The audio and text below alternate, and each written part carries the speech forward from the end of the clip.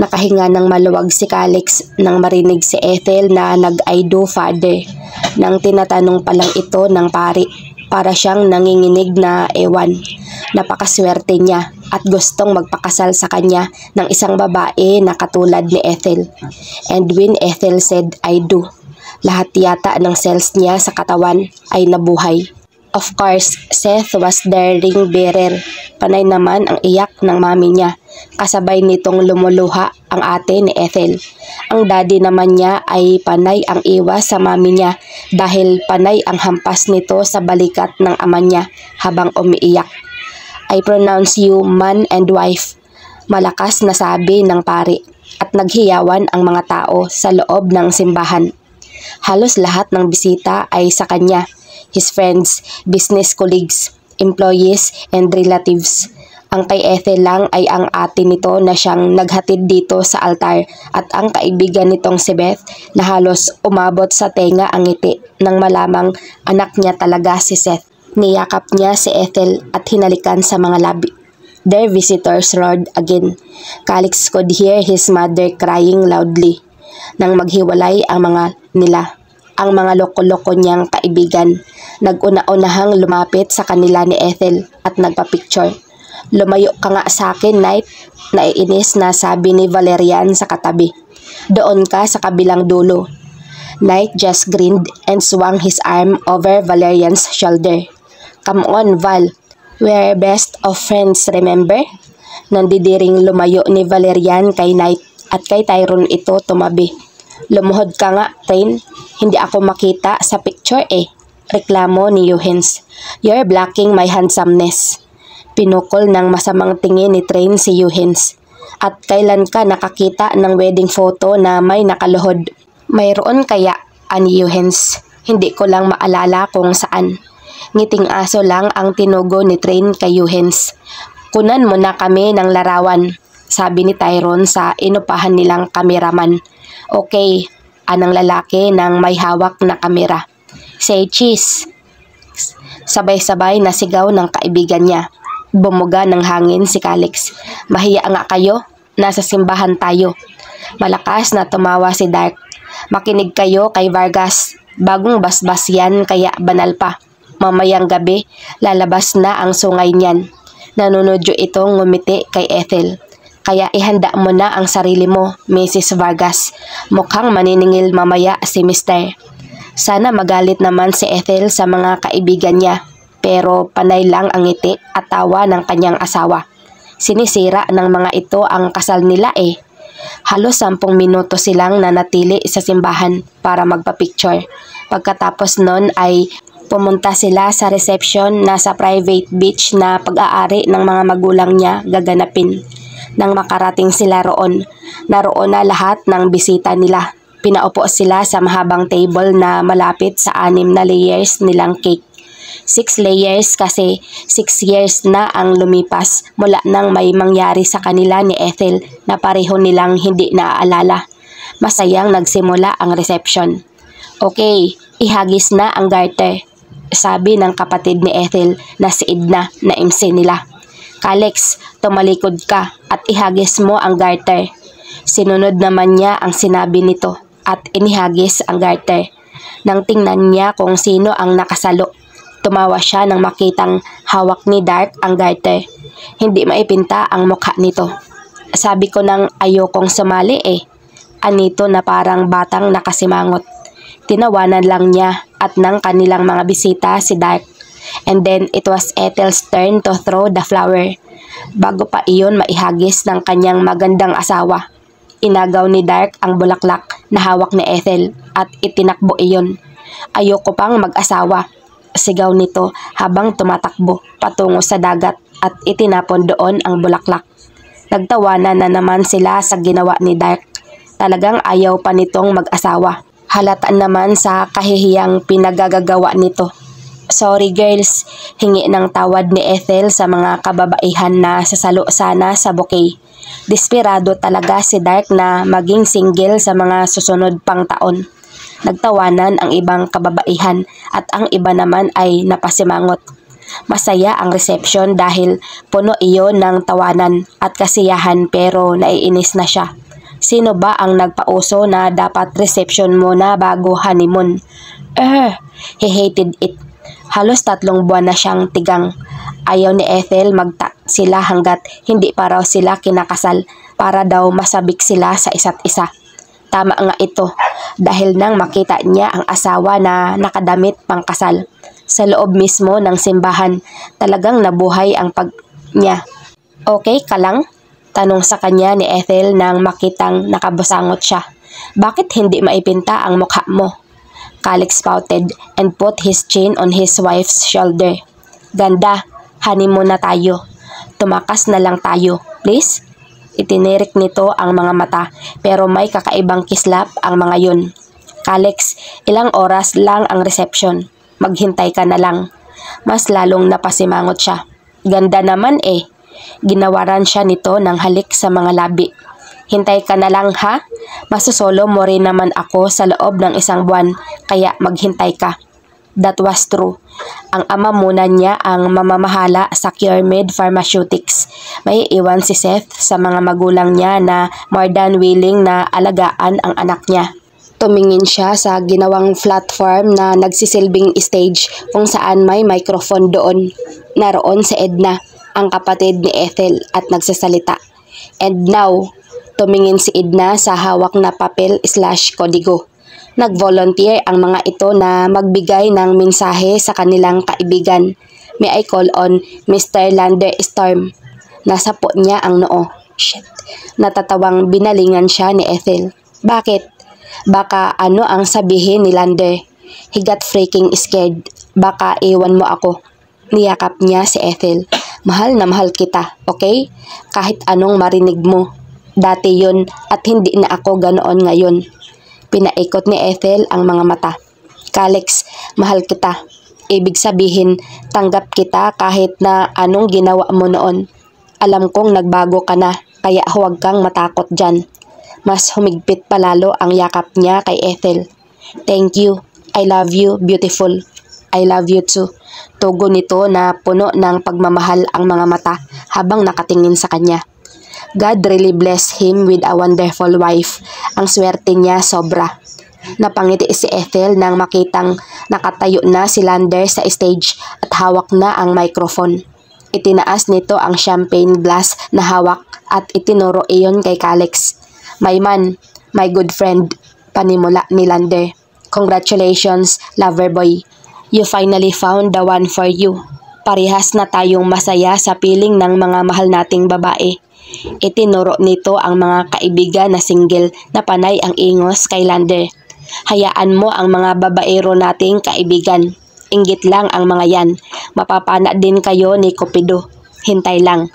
Nasisiguro kong madugo ang magiging love story nyo. Calix's friends groaned except for the married ones and those who had girlfriends. Lander continued talking. And for you, my friend, ibinalik nito ang atensyon kay Calix. Be happy, okay? Alam kong kuripot ka, pero sasabihin ko sa'yo, walang halaga ang mga pera natin kung wala ang mga babaeng minamahal natin. Kasi iyang pera, hindi yan nadadala sa libingan, pero ang pagmamahal hanggang sa kabilang buhay, mararamdaman mo yun. So, pamper your woman. Love her. Care for her. It's okay if you are whipped by her. That's love. Women who are also in love with our wives understand. Itinaas nito ang champagne glass na hawak. Cheers to the newlyweds. Cheers! Sabay-sabay na sabi ng mga bisita nila at nagpalakpakan. Si Calix naman ay nangingiti na umiling-iling. That was sweet of Lander. Sa 3 buwan na inihahanda nila ni Calix ang kasal, nakilala niya ang lahat ng kaibigan nito. They are all sweet and caring. Kaya palaging nagsiselos si Calix. Tinatawanan na lang niya ang pagiging siloso nito. Bumaba si Lander sa stage at ang pumalit dito ay si Eugens, my good friend Calix Vargas. Finally, you've settled down. Ngumiti ito. Naalala ko pa noon ang sinabi mo habang hinahabol ko ang maganda at pinakamamahal kong asawa na ayaw mong ma-inlove. Pero heto nga at kasal ka na. Tumawa ito. Kinain mo ang sarili mong salita. I'm happy for you, man. We are all happy for you. Tulad ng sabi ni Lande, love your wife because she will give you so much happiness that your money can't give you. That's all, lover boy. Have a happy marriage life. Sumunod na nagsalita si Sean. Hey man, tinuro nito ang cake. Ako ang sponsored niyan. Sapat na ba yan pambayad sa mga kinotong ko sayo? Baliw, sigaw ni Calix. Hindi no? Tumawa lang si Sean at tinuro si Thorn. Ako naman ngayon ang kinutungan ng lalaking yun. He made that cake. And damn boy, muntik ko nang takbuhan ang cake sa sobrang mahal ng presyo. Kaya ingat kayo. Mukhang may disipulo na ako. Thorn stood up and bowed his head. Nagtawanan ang mga bisita at nagpatuloy si Sean sa pagsasalita. Vargas, congratulations. Ani siya na itinaas ang bote ng champagne na kanina pa nito iniinom. Sana maging maligaya kayo sa piling ng isa't isa. I'm sure you will be a very happy married couple, just like this gross marriage couple there. Tinuro nito si Tyrone at Rain na magkahawak kamay. Si Eugens at Mel na nakahilig ang ulo sa balikat ng isa't isa. Si Trey na hawak ang malaking tiyan ng asawang si Chris na malapit ng mga anak. At si Lander at Vienna na halata ang kasiyahan sa mukha. So yeah, have a happy life, bud. Halos lahat ng kaibigan ni Calix ay nagbigay ng mensahe, except kay Dark na uubusin yata lahat ng alak na dala ni Trin. Their messages were brief yet so sweet and caring. Matalik ngang magkakaibigan ang mga ito. And the last one to give a message was Tyrone sa panta. Well, they all said what I wanted to say to both of you. So, idinipa nito ang braso at nakangising tumingin kay Calix. Welcome to Possessive Married Men Club, my friend. Please enjoy your stay. Calix chuckled. Idiot. The reception continued. Then the newlywed dance came, kung saan iniipit sa mga damit ng bagong kasal ang pera habang nagsasayaw sila. Pakiramdam ni Ethel ang bigat-bigat ng gown na suot niya. Puno kasi iyon ng pera. Ganoon din naman si Calix na pati yata buhok ay nilagyan ng mga kaibigan nito. Pagkatapos nilang sumayaw, tinulungan siya ng kanyang kapatid na tanggalin lahat ng pera na nakaipit sa gown niya. Hindi niya alam kung magkano ang lahat ng yun, pero napuno yata ang malaking box na pinaglagyan ng mga vodka na dala ni Trin. Natigilan si Ethel nang makitang lumapit sa kanila si Dark. May hawak itong vodka at panay inom nito. Baka naman malasing ka na niyan at hindi ka makapagmaneho pa uwi, sabi niya sa lalaki nang makalapit ito. Dark just chuckled and dropped 5 bundles of money on the box. Hindi ko na inipit. Baka mahubad na iyang gown mo. Chubtap pa naman. Siguradong magwawala si Vargas. She smiled. Salamat, Dark. Tinalikuran siya nito at iwinagayway ang kamay bago tuluyang makalayo sa kanya. Napailing-iling siya at bumalik sa tabi ng kanyang asawa na nakikipag-usap sa mga kaibigan nito. I think Dark has a problem, ani Valeria na mukhang napansin ang kakaibang mood ni Dark.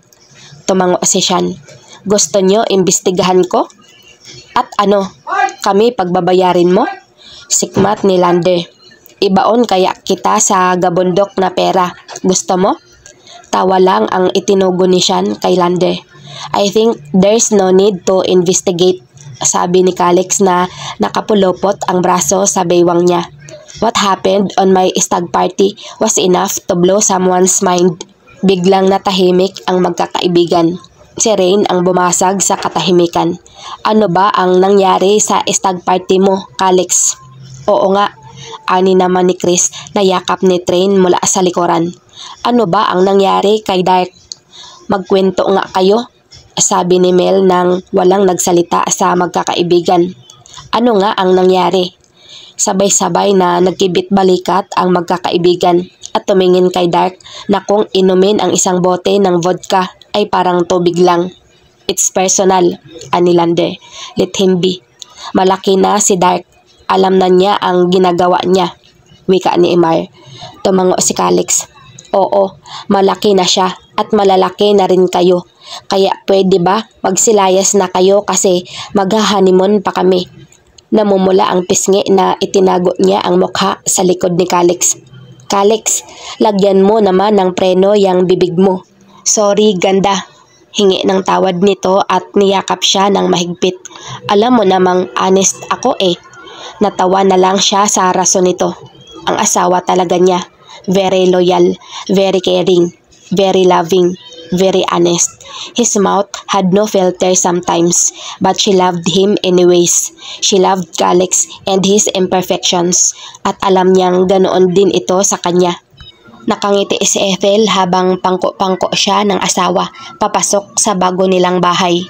Binili iyon ni Calix para doon sila mag-umpisa ng isang pamilya pagkatapos ng kasal nila, at syempre, dito rin nila napagdesisyon ng ganapin ang unang gabing honeymoon nila. Kagat ni Ethel ang pang-ibabang labi nang ilapag siya ni Calix sa mahabang sofa. Nang magtama ang mga mata nila ng asawa, napalunok siya nang mabasa ang pagnanasa sa mga mata nito. 3 months beautiful, bulong nito habang matiim na nakatingin sa kanya. Tumayo siya mula sa pagkakaupo, saka humarap dito. Isang dangkal na lang ang layo ng mga katawan nila at parang sinisilihan ang katawan niya sa init na nararamdaman. Calix was just staring at her and her body is reacting. Darn, she wanted him so bad. Umatras siya. Ang mga mata niya ay nakay Calix pa rin. I know, bulong niya habang ibinababa ang zipper ng wedding gown niya sa may tagiliran niya. I waited too. Binasa niya ang nanunuyong labi, saka umatras na naman kasabay ng pagbaba niya sa tube top niyang wedding gown. Calix's eyes became dilated as he stared at her body. Nasa may bewang na niya ang nahubad sa wedding gown na suot, at dahil wala siyang brang suot dahil may daliring foam ang suot na gown, halos wala nang ang pangitaas niya.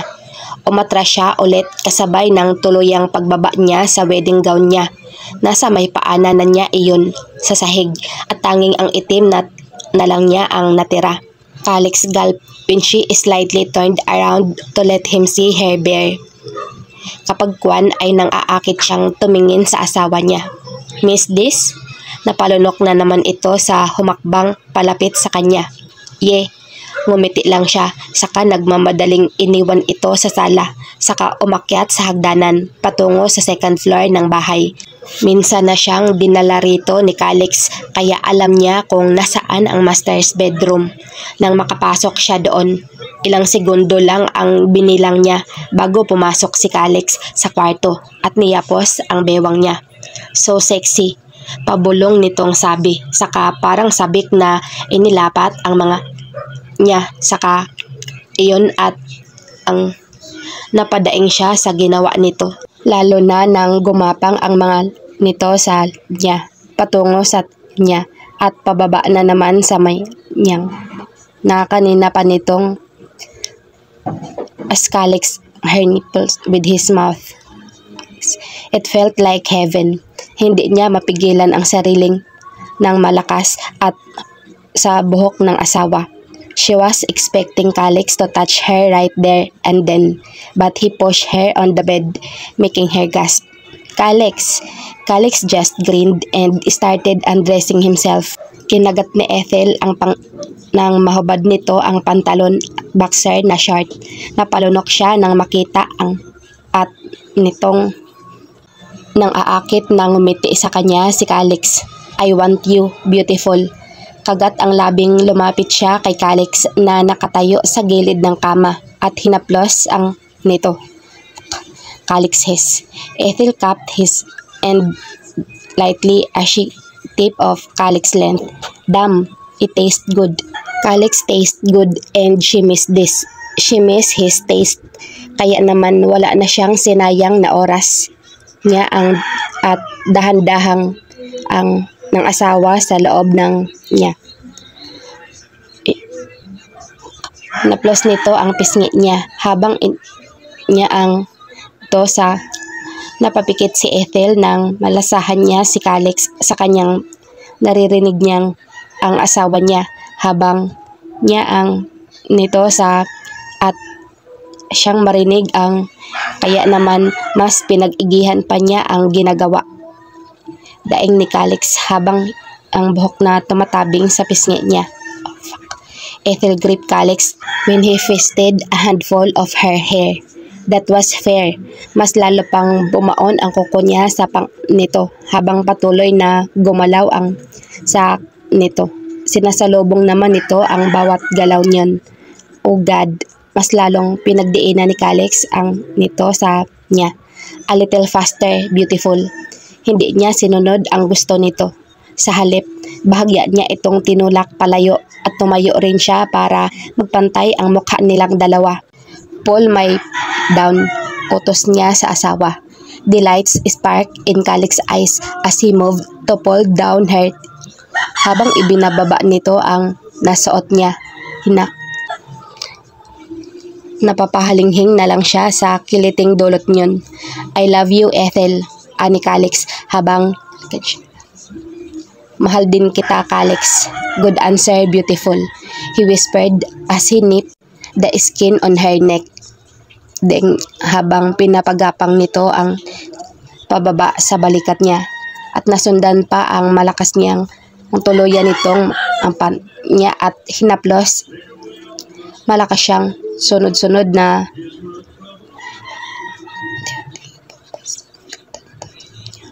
Calix. Napalit siya sa ginawa nito at nasabunutan niya ang buhok ng asawa. Gumakot ng lap ni Calix pababa sa hanggang sa nakaluhod na ang binata at parang sinasamba siya habang matiim na nakatitig sa kanya.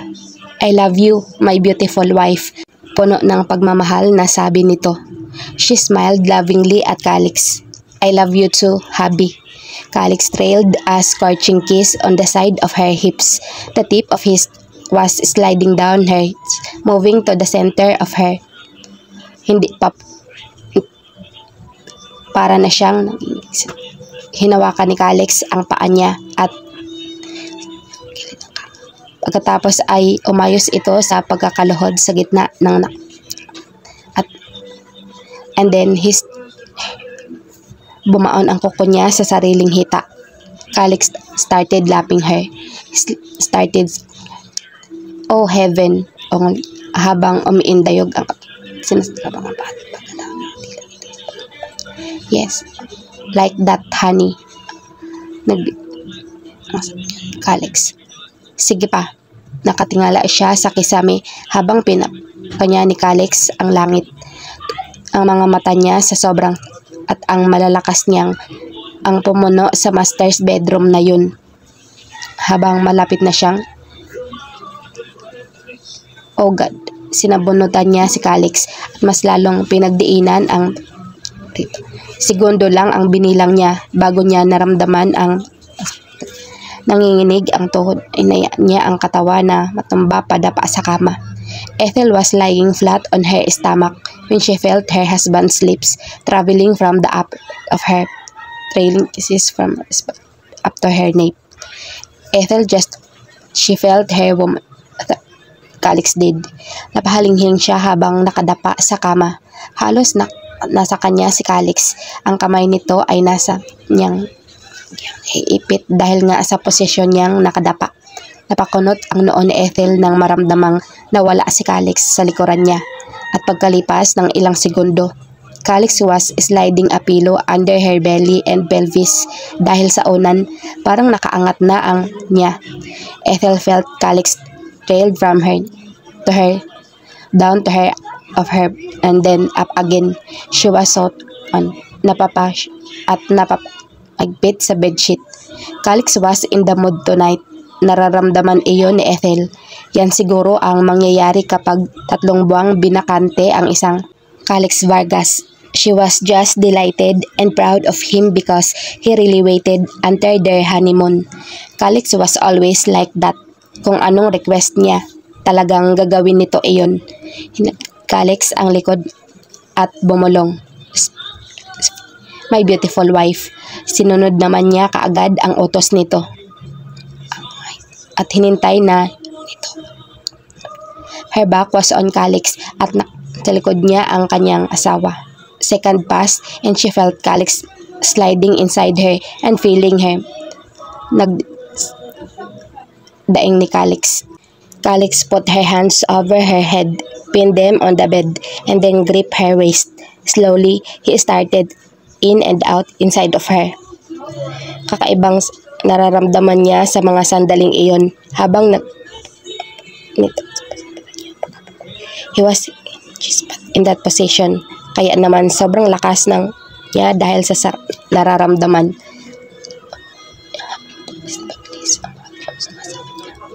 Sige pa, Calix thrust. He moved up and down. His chest was pressed against her back. It felt so good. Ethel felt like their love-making was rough yet passionate, and it felt amazing for their first night as married couple. Pinagsiklop ni Calix ang kamay nilang dalawa habang just for a couple of minutes. The next thing they knew, they were shouting in sheer pleasure at the same time. Humihingal silang pareho ni Calix nang umalis sa sa likod niya si Calix at patagilid na humiga at niyakap siya mula sa likuran. I love you, Ethel Vargas. Damn, that sounds good. Yeah, it does. Sang-ayon niya habang kagat ang habol ang hininga. Na naman siya nang maramdamang gumagapang na naman ang kamay ni Calix. Ilang minuto lang ang lumipas patungo sa at marahang, keep doing that, honey. Calix sniffed her. I like it when you call me honey. Her breathing ragged. Yeah? Yes. Calix, I like it very much. Bahagyang nanlaki ang mga mata niya nang maramdaman niyang handa na naman ang nito para sa you're hard again? Manghang tanong niya sa asawa. 3 months beautiful. Again, sir. 3 fucking months. Natigilan si Ethel nang tumigil si Calix. Akala niya gusto ulit nito ng second round pero hinalikan siya nito sa noo. Saka sinabihan siyang maghintay. Lumabas ang binata sa silid nila at pagkalipas ng ilang minuto, bumalik ito na may dalang isang sopot ng cookies. Tumihaya siya at umayo sa pagkakahiga. Ano yan? Nakangisi si Calix nang sumampa sa kama at kinubo. Pareho pa rin silang dalawa at mukhang mawawala ng gamit ang mga sa isang buwan nilang honeymoon. I always wanted to try this, ani Calix. Kumunot ang noon niya. Ano? Calix got up and straddled her waist. Binuksan nito ang sopot na puno ng cookies at inilagay nito ang mga iyon sa tiyan niya. Napatingin siya sa cookies na nasa tiyan niya. Ano naman ang gagawin mo riyan? Inosenteng tanong niya. Calix picked up one cookie and crushed it using his hand. Napamulagat siya nang parang ini-sprinkle nito sa katawan ang cookies. Calix, lalanggamin tayo sa ginagawa mo eh, pagalit niyang sabi. Calix just grinned and dipped his head cookies off her body. Parang napapikit pa si Calix habang tinatanggal ang durog na cookies sa katawan niya. Calix, she meant to scold him, but it came out as a the sight of Calix crumbled cookies off her body was turning.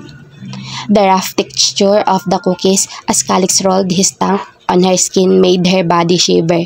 Hanggang sa maubos ni Calix ang crushed cookies na nasa katawan niya. Nakapikit lang si Ethel at kagat-kagat ang para hindi nang malakas. Damn! Nag-angat ng tingin sa kanya si Calix. His eyes held so much desire, love, and lust combined. Mas masarap pala ang cookies kung ganoon ko kakainin. Don't you think so? Napatango na lang siya. She like it too. Masarap nga dahil habang kumakain ito. Calix bit one piece of cookie. Pagkatapos ay bumaba ang katawan nito hanggang sa magpantay ang ulo nito sa niya. Calix spread her and then rubbed of the cookie against her, making her whimper in pleasure. Her cookies against her, and then he started moving the cookies, circling around her, making her gut into so much. The rough edge of the cookies was made her feel so. There was a on her that added up to her already building. Habang umiikot ang gilid ng cookies sa ipinasok dalawang pasigaw niyang Calix on her. Pabilis na pabilis ang sa babay niya at sumasabay ang katawan niya sa patulos ng daliri nito. Nararamdaman niya na siya nang hinugat ng alis ang daliri nito. Tumuot sa harap niya at walang sabi-sabing ipinasok ang matigas na Alice ground off. Ethel raised her hearing grip dish. Nabaka ni Alex ang mga hita niya na umulos at mabilis. Ang sarap halinghing niya. Ang katawan niya sa tuwing sa lubong ang katawan nila ni Alex. Habang ito at ang kahabaan sa napasabon siya sa sariling buhok. She could feel that she was about to climax. Beautiful ni Alex. Halos mga desperado na ang mga galaw nila. Wala silang pakialam sa paligid. Ang importante ay maabot nila ang langit. Sigaw ni Alex. Oh yes, me too. Alex. And then Ethel, sumunod naman si Alex sa kanya na ang sinap niya ng habol ang hininga na bumagsak ang katawan ni Alex sa kama sa tabi niya habang nakadapa ito. Isinubo nito ang cookie na hawak nito kanina pa at kinain. Ethel was pretty sure that the cutting cookies was her. Ang sarap ni Alex at kinindatan siya.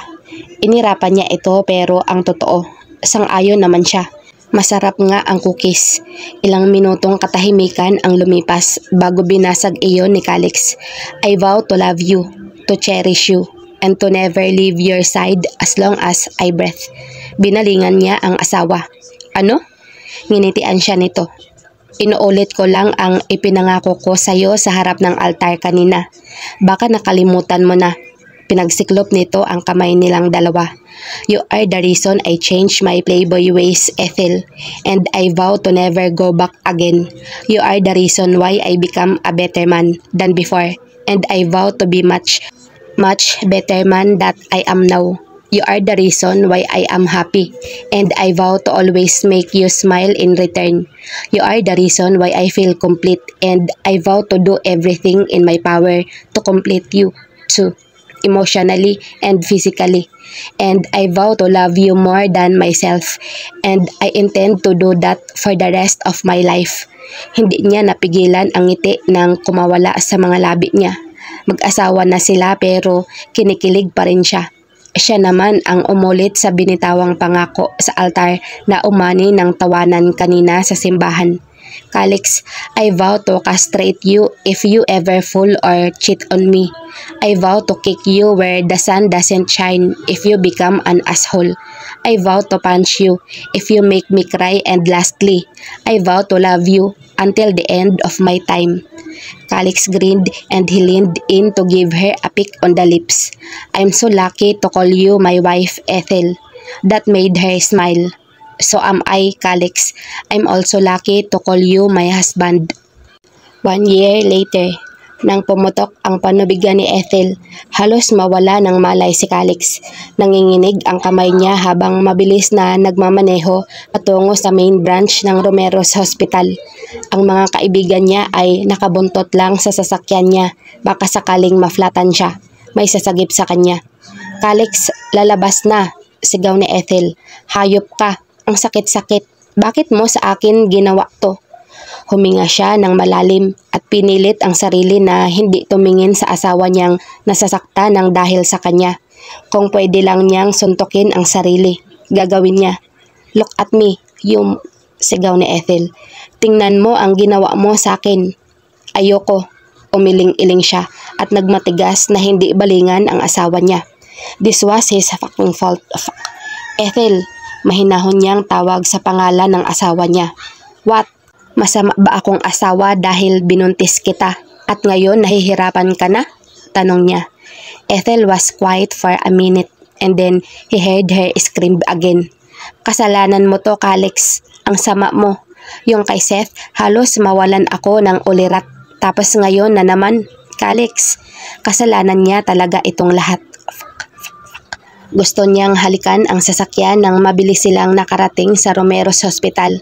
Lumabas siya ng sasakyan at umikot patungo sa passenger side door. Binuksan niya ang pinto at pinangko ang asawa niyang namimilipit sa sakit. Oh God! He was cursing loudly. Shut up, Kalex, impit ang boses na sabi ni Ethel. Baka marinig yan ng anak natin. Hindi siya makapaniwalang tumitig sa mukha ng asawa. Ikaw itong kanina pa ako tinatawag na hayop. Exemption ako kasi ako ang mag-e-ere kaya manahimik ka riyan. Singhal nito sa kanya. Napailing-iling na lang siya at kaagad na pumasok sa emergency room at inhiga ang asawa sa stretcher na naroon. Anong nangyari? Tanong ng isang lalaking doktor na lumapit sa kanila. Ang asawa ko kasi. Aray! Sigaw ni Ethel habang hawak ang kamay niya at ang isang kamay naman nito ay sapo ang sinapupunan. Ang sakit. Manganganak na yata ako, Kalex. Manganganak na ang asawa ko, Dok. Sabi niya. Can you find a female o bigay ni doktor? Okay, check ko lang siya, cervix niya. Anong doktor? Mula sa gilid ng mata niya, nakita niya ang lalaking doktor na naglalakad patungo sa paanan ni Ethel. Nakahanda na ang daliri nito para i-check ang cervix ng asawa niya. Ipapasok ang daliri nito sa loob ng asawa niya. No, ibinuka ng lalaking doktor ang hita ni Ethel at akmang ipapasok na ang daliri nito sa loob ng asawa niya. No, biglang kinain ng selos ang buong pagkatao niya at nagdilim ang paningin niya sa nakita. Ikinuyom niya ang kamao at malakas na sinuntok ang doktor sa mukha. Bumulagta ito sa sahig. Kalex, ano ba ang ginagawa mo? Boses iyon ni Ethel na nagpapanik. Itigil mo nga yan. Hindi siya roon tumigil. Paulit-ulit na pumapasok sa isip niya ang pagbukas nito sa hita ng asawa niya. Gago ka, huwag mong hahawakan ang asawa ko. Galit na sabi niya ang doktor na akmang babangon pero bumulagta rin ito sa sahig dahil sinuntok ulit niya sa ikalawang pagkakataon. Madilim ang paningin niya kaya wala siyang pakialam sa hiyawan sa paligid niya. And then he felt strong hands stopping him and pulling him out from his dark intentions. Ano ba, Kalex? Tama na. Anong boses ni Imar. Stop it, you. Lander was strongly gripping his arms. May bala ka bang patayin ang doktor na iyan? Kalex sneered at the doctor who was lying on the floor, nose and mouth bleeding. Hinawakan niya ang asawa ko. Binukan niya ang hita at ipapasok niya ang daliri niya sa Chris hissed at him. Kasama ito ni Trey na dumating. Dinuro siya ng bagong dating. You are Kalex. Talagang gagawin niya iyon kasi ubigay ni doktor siya. Marahas siyang umiling. No man is touching my wife in that part of her body but me. Ethel was his. Walang ibang lalaki na pwedeng makakita sa bagay na palagi niyang sinasamba gabi-gabi. Only he was the one allowed to see it. Pinandilata ni Chris ang mga nursing aide na nakatunganga lang sa kanila. Tulungan niyo si Dr. Yongko na tumayo at gamutin niyo. Dali. Pagkasabi niyon ay binalingan siya nito at sinuntok ang dibdib niya. Ano ka ba naman, Kalex? Normal lang na gawin iyon ng doktor sa asawa mo. He is a fucking doctor. Naiinis na hinilamos nito ang palad sa mukha. Pareho lang kayong magkakaibigan. Isa-isang tinuro sila nito maliban kay Imar na wala pang asawa. Palagi akong stress kapag nanganganak ang asawa niyo. At ikaw, pinanlakihan nito ng mata si Trey na nakangiti. Huwag kang ngingiti-ngiti riyan. Mas malala ka pa sa kanilang dalawa. Train just rolled his eyes at his wife. Aray! Sigaw ni Ethel na ikinabaling nilang lahat sa asawa niya. Ganda! Nag-aalalang sinapo niya ang mukha ng asawa. Ayos ka lang ba? Mabilis ang kamay na sinampal siya ni Ethel. Gago! Malamang hindi. Lalabas na eh. Binalingan niya si Chris. Lalabas na raw. Gusto ko ang magpaanak sa kanya ay babae. Kapag lalaki, I swear Chris, mamamatayan ng doktor ang hospital na to. Chris groaned irritably. This is what I'm talking about. Dinuro sila nito. Bakit ba ang siseloso nyo at ang possessive nyo? Sakit nyo na talaga yan. At ikaw, dinuro nito ang dibdib niya. Malala ka na. Relax, Chris. Anong boses ng isang babae na lumapit sa kanila. Tataas ang presyon mo. Naka-doctor's robe ang babae at nakapusod ang buhok nito. Wala itong make-up at simple lang ang ayos. Natigilan siya nang makitang hinagod ng babae ng kakaibang tingin si Imar. Well, if it isn't Imar Strom. Pinukol ng masamang tingin ni Imar ang bagong dating na babae. "Huwag mo akong kausapin, pwede ba?" Ngiting aso ang isinagot ng babae kay Imar at naglakad patungo sa paanan ni Ethel na kanina pa dinadaing na masakit na raw.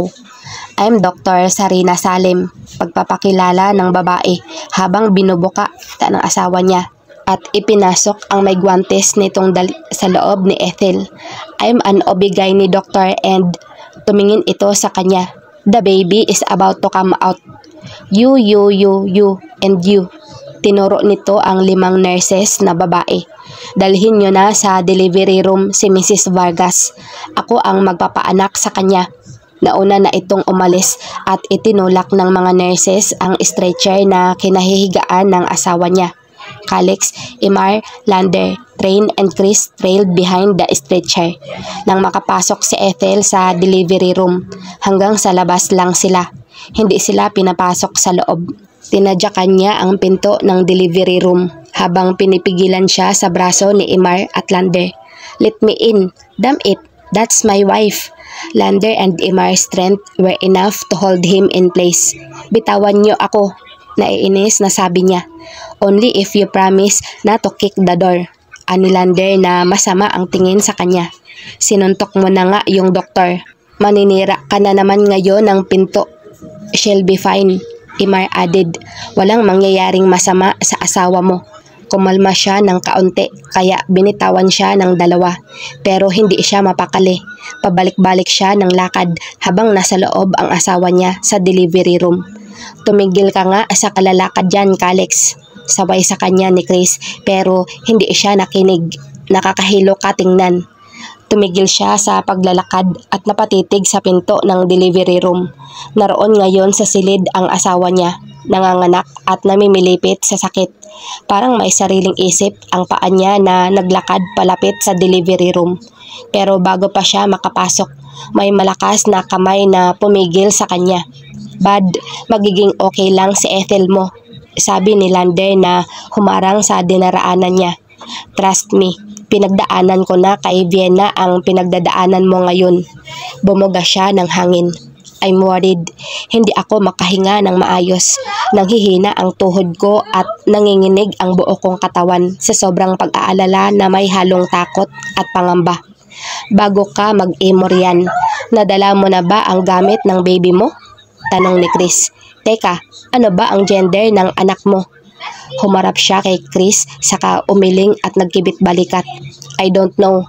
Ethel won't tell me. Hindi niya ako pinapasama sa mga check-up niya. Surprise raw ang gender ng baby. At oo, ready na ang gamit. Nasa sasakyan ko." Ano pa ang hinihintay mo? Kunin mo na." Singhal sa kanya ni Chris. Hindi siya sumunod at nababahalang tumingin sa pinto ng delivery room. Sunod-sunod na nagmura si Chris. "Ay ewan, diyan na nga kayong nagkakaibigan. Mababaliw ako sa inyo." Iniwan sila ni Chris na kaagad din namang sinundan ni Train. Si Imar naman ay inagaw ang susi ng kotse niya na hawak-hawak pala niya at umalis. Imar went to his car to get his baby's things. Hinila siya ni Lander paupo sa sofa na nasa waiting area. Sinapo niya ang noo. "Kumusta na kaya si Ethel sa loob?" Lander blew a breath. "Trust me, you don't want to know. Dahil kapag nalaman mo, matatakot ka na talagang buntisin ulit ang asawa mo." Napatingin siya sa kaibigan. "That bad?" Tumango si Lander. "Kaya mabuti nang nasa labas tayo. Baka bigla ka na lang magwala sa loob kapag nakita mo ang asawa mong namimilipit sa sakit." Lander would know that. Kapapanganak pa lang ng asawa nito, 2 buwan ang nakakaraan. Halos magkasabay lang naman silang ikinasal ni Lander, kaya halos magkasabay din na nabuntis ang asawa nila. Nauna lang si Lander ng 2 buwan. Live-in Lander's son was now 2 months old. Pero kahit sabihin niyang magiging okay lang si Ethel, natatakot pa rin siya. Natatakot siya na baka may mangyaring masama sa asawa niya. 30 minutes or so later, lumabas ang isang nurse. Para siyang nabunutan ng tinik sa dibdib nang makitang nakangiti ito sa gawi nila. "Sino sa inyo ang asawa ni Mrs. Vargas?" tanong ng nurse sa kanila. Mabilis na itinaas niya ang kamay. Ako, bakit? Kukunin ko po ang 3 pranela. Anang nurse.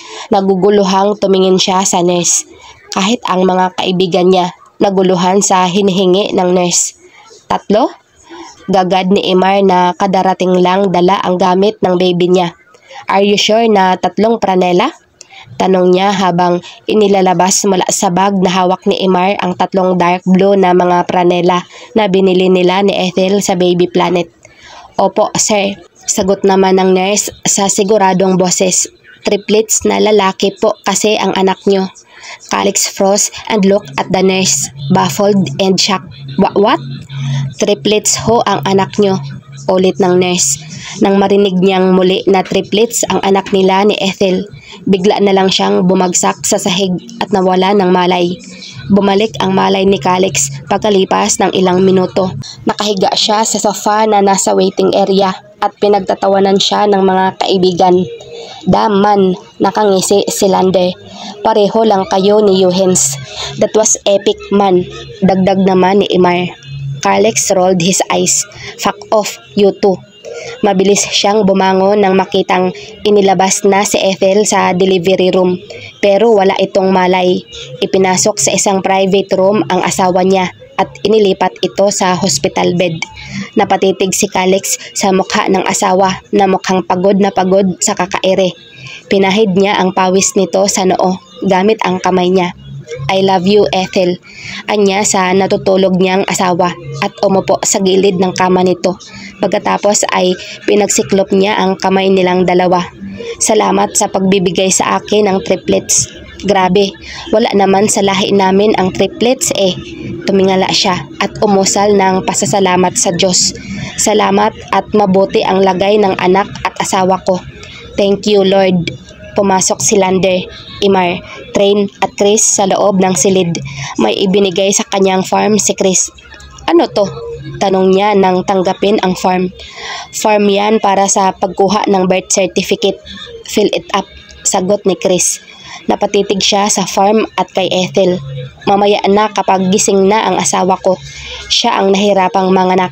Siya ang may karapatang magpangalan sa anak namin. Okay, sabi mo eh, ani Chris na bumalik sa tabi ni Train. Lander grinned at him. Congratulations, my friend. Triplets. Imar chuckled. Paano mo kaya papalakihin ang 3 lalaking triplets? Baka sumabog na sa sakit ang ulo mo. Siguradong maghahasik ng lagim iyang mga anak mo. Tinawanan lang niya ang sinabi ni Imar bilang pagsang-ayon. Hindi na siya magugulat kung magkakatotoo ang sinabi ni Imar. 2 days later, natanggap na nila ang birth certificate at ngayon ay binabasa niya ang pangalan ng triplets niyang anak. Connor Vallega Vargas, basa niya. Kaylan Vallega Vargas, Cory Vallega Vargas. At mukhang narinig yata ng 3 ang kanya-kanyang pangalan dahil nag-iyakan ang mga ito habang nakahiga sa hospital bed. Mabilis niyang itinabi ang live birth at bumalik sa pagkakahiga ng patagilid sa kama. Ethel was lying on the same position parallel to him. Pinagigitnaan nila ang triplets nilang anak. Salamat ganda. Salamat sa pagbibigay sa akin ng mga anak. Maramdaming sabi niya sa asawa na puno ang mga mata ng pagmamahal para sa kanya. Mahal na mahal kita at pangako hindi na kita bubuntisin. Nakakabaliw. Mahinang natawa si Ethel. Mahal din kita, Calix. And no, hindi ako naniniwalang hindi mo na ako bubuntisin pa. That made him laugh. Medyo may duda rin siya sa pangakong binitawan. Narinig niyang bumukas ang pinto at narinig niya ang boses ng panganay niyang anak. Daddy? Boses iyon ni Seth. Bumangon siya sa pagkakahiga at nilapitan ang anak niya. Pagkatapos ay binuhat ito. Then he looked at his triplets and wife. He felt complete. May 4 siyang anak na lalaki. Mayroon siyang mapagmahal na asawa. Wala na siyang hahanapin pang iba. Happy 25th birthday, Calix, my man. Pasigaw na sabi ni Eugens at itinaas ang rocks glass na may lamang whiskey. Dahil kaarawan ni Calix ngayon, dinala siya ng mga saltik niyang kaibigan sa isang kilalang club sa Maynila. Hindi sana siya sasama kasi alam niyang siya ang taya, pero nang sabihin ng mga ito na ililibre siya, who was he to decline a very generous offer? Happy birthday, Calix! Sabay-sabay nasabi nila Tyrone, Train, Lander, Imar, Sean, Dark at ang kambal na Coleman. Naiiling na itinaas na rin ni Calix ang kanyang baso na may lamang martini at ngumiti. Happy birthday to me. Tinungga niya ang alak na laman ng baso niya at napatingin sa dance floor. He was looking for a woman that he could tonight when his eyes settled on a woman dancing. She was beautiful, breathtaking. Dumako ang tingin niya sa lalaking kasayaw nito. They look happy as they dance and kiss. His scarf. Taken na pala yung magandang babae. Sayang naman. Ibinalik niya ang atensyon sa mga kaibigan niya na nagkukwentuhan at panay ang tawanan. Ang sentro ng kwento ay si Tyrone. Ito kasi ang maagang nag-asawa sa kanila eh. Kumusta naman ang buhay may asawa? Natatawang tanong ni Eugene. Under the saya ka talaga ni Rain. Ngumiti lang si Tyrone at ininom ang alak sa baso na hawak nito. I have a beautiful wife and a very amazing son. Kahit pa alilain ako ni Rain, ayos lang. Mahal ko naman eh. Calix wanted to puke. Nakakasuka talaga ang magiging cheesy nitong si Tyrone. Ayaw niyang mag-comment kaya naman tumayo na lang siya. Hey, where the hell are you going? Tanong ni Dark sa kanya. Calix just smiled and then shrugged. Maghahanap lang yan ng maluloko niya. Narinig niyang sabi ni Sean. He snorted. Para namang may pagkakaiba silang magkakaibigan. Alam niya, minuto lang ang bibilangin niya. Magkakanya-kanyang rota sila dahil manghahanap ng babaeng maloloko. Maliban na lang kay Tyrone na siguradong uuwi sa asawa nito. The ever-loyal Tyrone sa panta. Birthday boy, anang boses at may mabigat na braso na umakbay sa kanya. He looked at his side and saw the owner of the club. Hey, Mr. X. Hindi naman talaga Mr. X ang pangalan nito. Palayaw lang nito yun. Nobody knew the real name of this dude. Nakilala lang nila ito dahil palagi silang narito sa club at itinuturing silang VIP. Hey, birthday boy. Ngumisi ito. May regalo ako sa'yo. Nakangiting kumunot ang noo niya. Regalo? Really? Yes, may inilabas itong isang bote ng alak na hindi pa niya natitikman. Hindi niya alam na may ganoong brand ng alak. This is a very special liquor, my friend. Binibigay lang namin to sa mga nagsiselebrate. This liquor can heighten your sex desire. Anito habang iniaabot sa kanya ang bote. Drink it with a woman and you will forget what you did the whole night like nothing happened. Kaya madali kang makakatakas. Alam kong isa kang hump and dump na lalaki. So enjoy. Napapantastikuhang tinanggap niya ang bote ng alak at tinitigan ang label nun. High fantasy. The fuck? Anong klaseng inumin to? Naiiling na naglakad siya patungo sa dance floor. He was about to turn around towards the woman by the bar who was giving him a naughty smile when he bumped into someone. Tumingin ka nga sa dinadaanan mo, he muttered under his breath. Natigilan si Calix nang makitang inaamoy siya ng babaeng nakabunggo sa kanya. The woman looked up and was surprised to see that it was the beautiful woman dancing earlier. Tumikhim siya nang maramdamang natuyo ang lalamunan niya. Hey, the woman smiled. Her smile was breathtaking. Halatang lasing na ito dahil mapupungay na ang mga mata nito at medyo gumigiwang na ito sa kinatatayuan. Hi, the woman giggled and sniffed him again. Ang bango mo naman, mister. Pwede pa amoy pa? Walang nagawa si Calix nang bigla siyang yakapin ng babae. Not that he would do something to stop the woman. He was actually enjoying the feeling of her breast against his chest. Bigla niyang nakalimutan ang babae sa bar na dapat ay pakay niya. Calix knew that he would be taking advantage of this woman. But what the heck? Bahala na. Ipinalibot niya ang isang braso sa bewang ng babae at hinapit ito palapit sa kanya. At sa gitna ng dance floor, hinalik niya ang babae at pinagapang niya sa balikat nito. The woman was wearing a tube top and her shoulder looked soft sexy. Sa halip na pigilan siya pa ang babae, binitawan niya ang bewang ng babae at sinapo ang mukha nito. Pagkatapos ay walang pasabing nilumukos niya ang mga, "Yeah, this is heaven." Napangiti si Calix nang maramdamang tinugo ng babae ang halik niya. Yumakap ito at mas hinapit siya palapit dito. Their tongue battled. Their lips were molded into one. Their breathing mixed. The kiss was intoxicating Calix. Sa unang pagkakataon, mula nang una siyang makahalik ng babae. He wanted to devour a woman. He wanted her now. Unang kumala sa paghahalikan nila ay ang babae. "What's your name?" tanong niya. Anong pangalan mo?" ulit niyang tanong. Sa halip sa sumagot, inagaw nito ang bote ng alak na binigay sa kanya ni Mr. X. Katulad ito ng alak na ininom ko. Anito na nakangiti. "Really?" Naalala niya ang sinabi ni Mr. X. "What are you celebrating, beautiful?" Tumaas ang kilay ng babae. "Beautiful?" "Oo. Ayaw mo namang sabihin sa akin ang pangalan mo at napakaganda mo sa paningin ko. Kaya naman, yun ang itatawag ko sa'yo." The woman giggled. "Beautiful. I like that." "Well, beautiful." Anya ulit. "What are you celebrating?" Biglang itinaas ng babae ang dalawang kamay at iwinagayway. "I just graduated." "Yuhu!" His eyebrows quirked up. Kaya pala binigyan ito ni Mr. X ng kaparehong alak ng sa kanya. "Well, congratulations, beautiful." Biglang naging malungkot ang mukha nito. "I was looking for my boyfriend. Nakita mo ba?" Then she giggled. "Oh, silly me. Hindi mo pala siya kilala." Naglakad na ito palayo sa kanya. "Bye, handsome guy."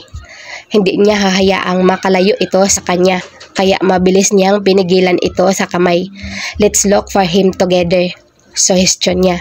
Ayaw pa niyang mawala sa paningin ang magandang babae na nakakuha ng pansin niya. Ngayong kaarawan niya, nakangiting nilingon siya ng babae. "Talaga? Sasamahan mo ako?" Mas naging malapad ang ngiti nito. "You're so sweet." Pinanggigigilan nito ang pisngi niya. "By the way, my boyfriend name is Vincent. Let's go." So, they went looking for Vincent. Nagpasalamat siya nang halos malibot na nila ang buong club ay hindi pa nila ito nakita. Pareho silang napagod sa paghahanap, kaya naman umupo sila sa bakanting mesa na pandalawahan. "Nasaan na kaya yun?" Mapupungay ang matang tanong sa kanya ng babae. "I don't know, beautiful." Sagot niya at binuksan ang alak na binigay sa kanya ni Mr. X. Pagkatapos ay sinalinan ang dalang baso ng rocks glass na naroon. He gave the glass to the beautiful woman. Kaagad naman itong tinanggap ang baso at tinungga ang alak. Ganoon din ang ginagawa niya. The moment he swallowed the liquor, he felt something buzz inside his head. "Wow!" Nasapo niya ang ulo at marahas na ipinilig iyon. Ang lakas naman ang epekto ng alak na to. "Masasanay ka rin." Napatingin siya sa babae. "What do you mean?" "Ako ang umubos ng isang bote ng high fantasy na binigay sa akin ng may-ari ng bar." Mahina itong tumawa. "Naubos ko lahat." Napailing-iling siya at nagsalin ulit ng alak sa baso. "Gusto ko nang umuwi." Ani ng babae. "Nasaan na kaya si Vincent?" Sasagot sana siya nang maramdamang kailangan niyang bumisita sa men's restroom. "Dito ka lang ha?" Anya sa babae. "Babalik din ako, ganda." The woman yawned. "Okay, good." Nagmamadali siyang nagtungo sa restroom. Nang bumalik siya sa mesa kung saan iniwan ang babae, wala na ito roon at ang bote ng alak. Shit. Nahanap na ba niya ang boyfriend niya? Damn it. Naiinis na naglakad siya patungo sa exit. Hindi pa siyang tuluyang nakakalabas nang may yumakap sa kanya mula sa likuran. "I found you, Vincent." Anang pamilyar na boses ng babae. "Iuwi mo na ako. Please, Vincent." Humarap siya sa babae at nang makitang si Ganda iyon, biglang nabuhay na naman ang gabi niya. "Ganda, hindi ako si Vince." She pressed her lips against his. Pero mabilis lang ang halik na yun kasi inilayo rin nito ang labi sa mga labi niya. "Iuwi mo na ako," anito. "Please?" "Okay," nasabi na lang niya. Medyo tinamaan siya ng nainom niyang alak, kaya naman napagdesisyonan niyang iwan ang kotse at sumakay na lang ng taxi. Baka madisgrasya silang dalawa kapag nagkataon. Pumara siya ng taxi at si Ganda ang una niyang pinasakay sa backseat bago siya. "Saan po tayo, boss?" tanong ng taxi driver. Binalingan niya ang babae. "Hey, beautiful." Niyugyug niya ang balikat nito. "Saan ang bahay niyo?" Isang mahinang hilik ang isinagot sa kanya ng babae. Napapailing-iling siya nang bumaba ang tingin niya sa hita nito at nakitang hawak-hawak nito ang bote ng high fantasy. Kinuha niya ang bote na nasa hita nito at sinabi sa taxi driver ang address nila. Doon muna ito sa bahay nila. Kapag nagising, sa kanya ito pauuwiin sa sariling bahay. Hindi pa siya nagdadala ng babae sa bahay nila. Hindi niya alam kung anong mayroon sa babaeng to na ayos lang sa kanya. Habang nasa biyahe, inubos niya ang kalahating laman ng bote. Calix felt like something was buzzing inside his head. Pakiramdam niya, parang umiikot ang paningin niya nang maubos niya ang alak. Then his shaft started staring to life. Double fuck. Pakiramdam ni Ethel ay lumulutang siya nang imulat niya ang kanyang mga mata. Isang gwapong lalaki ang sumalubong sa paningin niya. Karga siya ng lalaki at naglalakad ito. Hindi siya umimik habang naglalakad ito. Nahahalina siyang pagmasdan ang gwapo nitong mukha. This guy should be put in jail for being so gorgeous. His eyes, his nose, his face, his sexy lips, so perfect. Namalayan na lang ni Ethel na inilalapag na siya ng lalaki sa isang malambot na higaan. The man was about to stand straight when he saw her eyes open. The handsome man smiled. "Oh, gising ka na pala." Oh, that baritone voice. It was turning her on. Parang may sariling isip ang katawan niya na hinawakan ang lalaki sa leeg at hinatak palapit sa kanya. Halatang nagulat ang lalaki sa ginawa niya. Pero nakabawi rin ito kaagad dahil umayos ito sa sa kanya at nginitian siya. "You okay? Should I send you home?" She felt like giggling for no apparent reason. Ayoko pang umuwi. May sariling isip ang bibig niya. Parang hindi siya ang nagsasalita. "Gusto ko rito. I want to feel you. I want you." Ethel felt her body burning in so much desire for this man. Hindi niya kayang pigilan o baliwalain yun. Sobra-sobra ba ang nainom niyang alak? Kinagat niya ang mga labi habang nang aakit ang mga mata na tinitigan ang lalaki. "Kiss me, handsome." Ngumiti ang lalaki. Gladly. Nang bumaba ang mga niya sa pakiramdam niya ay nag-apoy ang katawan niya. She felt her throbbing, her tingling. Hindi niya maipaliwanag kung bakit niya nararamdaman iyon. Kagagawan ba ito ng alak na nainom niya? Hinawakan ng lalaki ang laylayan ng suot niyang tube top at hinila iyon pababa. Hindi roon tumigil ang lalaki. Tinanggal nito ang and when he took the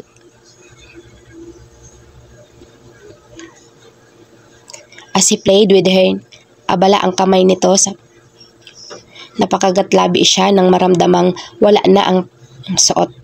Gumapang naman napapikit siya ng mariin.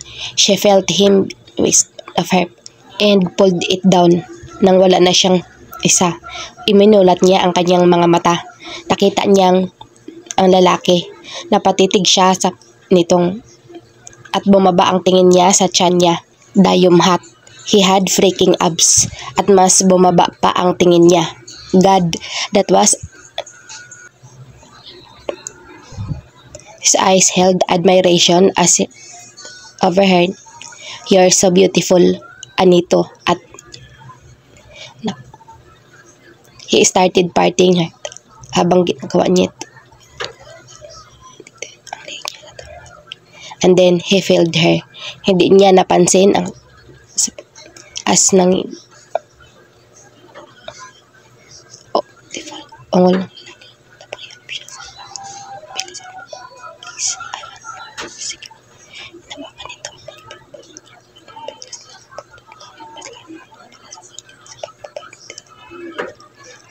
faster, mas mabilis pa lalo.